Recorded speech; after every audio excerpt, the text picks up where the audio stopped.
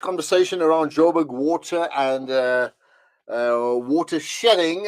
Yeah, lots to come out of that, and perhaps you may want to comment on that. And I appreciate the comment. You can post it on the back of the Salam Media social media platforms, like right now, or you can WhatsApp 0617660355. Right, let's get fired up. If you were not fired up before, you'd probably even be more fired up now, but in a very, very different way, right? My guest is Hafiz Hussain Choonara, who's the regional manager of the Africa Muslims Agency.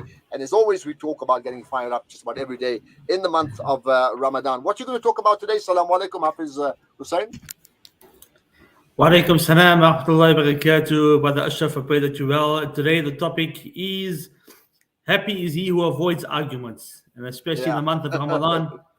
I see you giggling, Brother Well, Ashraf. I'm giving you a thumbs up. Yeah. Absolutely. Now, of course, because in the month of Ramadan, absolutely, we feel hungry, we're feeling a bit exhausted, we're feeling a bit tired, and sometimes the smallest thing could stir up anger. And we know the hadith when somebody came to the Prophet ﷺ, and when he asked the Prophet ﷺ for advice, the Prophet ﷺ said, "Do not get angry," and he repeated this 3 times. And another occasion, the Prophet ﷺ asked his companions, "Do you know who the strong person is?" And his companions replied, in their mind, of course, the one who is able to wrestle others down. And the Prophet ﷺ responded, "No, this is the one who is able to control their anger." And how many times at the time of we become angry, and sometimes it's a trivial thing, and sometimes these things spiral out, and then for generations and families do not speak, and people get hurt in the process because at one point, at one moment, we didn't control our anger. So how is it important, to control our anger? With a short, very message to those listening, to myself first, and to all the listeners of Salam Media. The happy man is he who avoids arguments, but how fine is that man who, when is afflicted at the time of anger, he doesn't get angry. So how do you not get angry? I think that's really the key thing. What's the training ground not to get angry?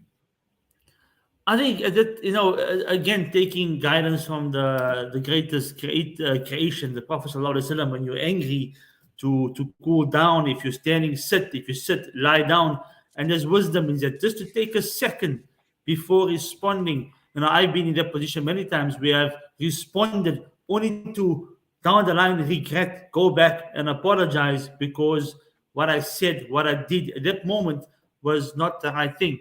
Because even though you're right, even though sometimes you think you're right, even though you just the anger that comes out of it, makes you say things at the time of anger. When emotions are high, intelligence is low, which means that take a moment, step back, and just sometimes let it go for the betterment of the future, betterment of the relationship.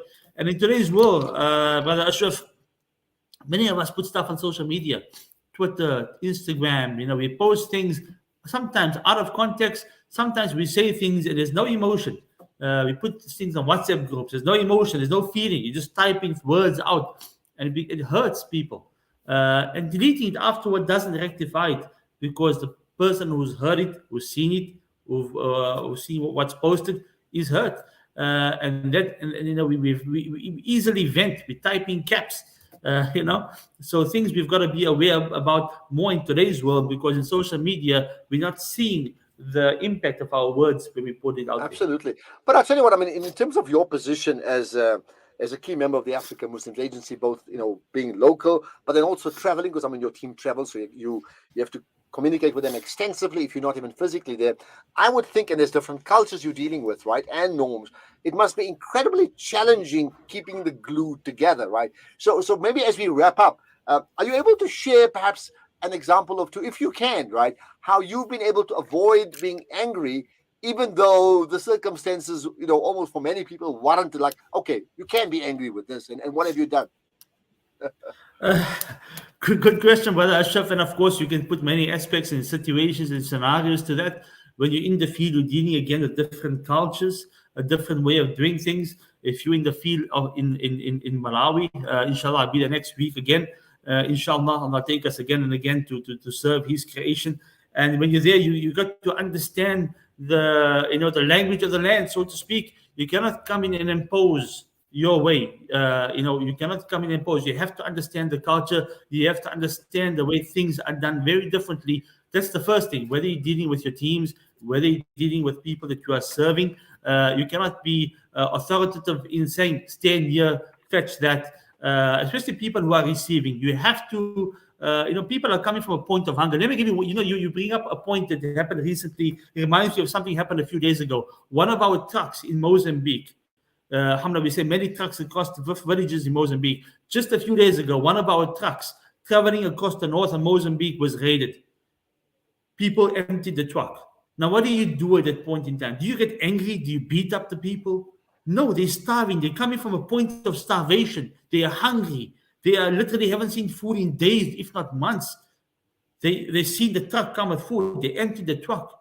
You leave it, you let it happen. People take the food, you take your truck, you move on. Understand the situation, the dynamics of the land and the situation you're in at any point in time.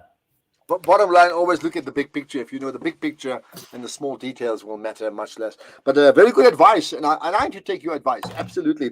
Hafiz, Hussain, Choonara, thank you for firing us up today, as you always do, representing Africa Muslims Agency, the regional manager. Then I think that example of the truck is a very poignant one.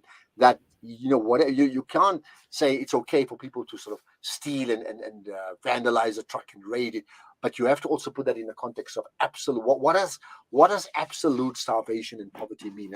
I've never been in that position. I pray, inshallah, that I never will, and neither my family. And I pray you will not be in that position. But for those who are, we don't know. We don't really get what starvation and absolute poverty really, really means. And the truth is, it's a global problem. So let's leave it at that. From starvation to perhaps wealth, we're going to talk to the team from 27-4 in a moment.